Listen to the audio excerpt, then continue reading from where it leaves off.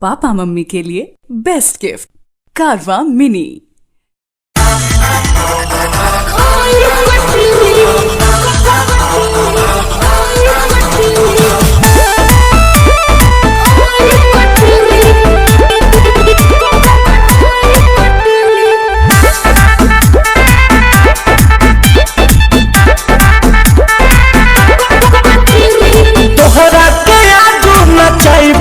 होली को देखो तोहार आज थाती तोहरा के आजू नचाई भर राती। होली के देखो तोहार आज थाती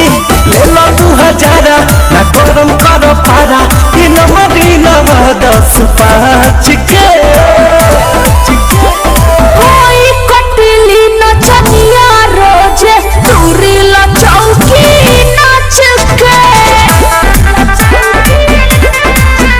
अरे होई कटली नचनिया हम तो दूरी ला चौकी नाच के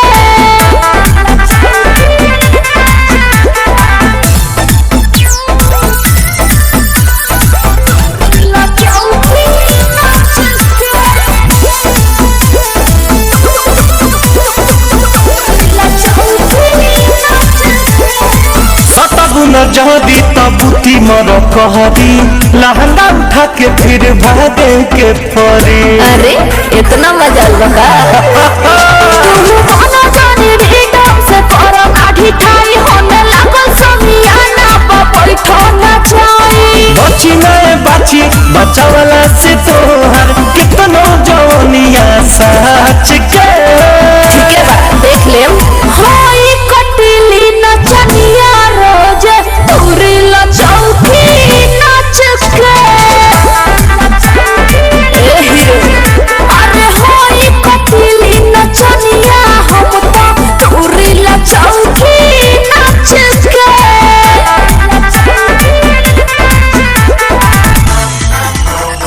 होई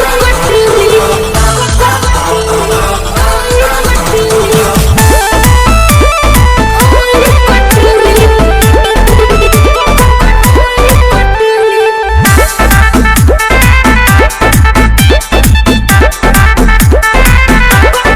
खुश हो के जैबू गोरी कर विश्वास हो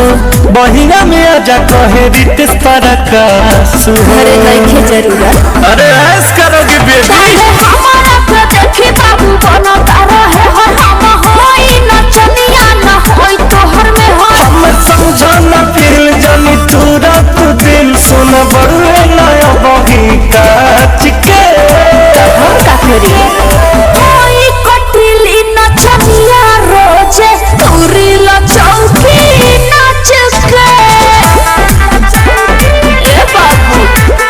होई कटली नचनिया हम तो दूरी ला चौकी नाच के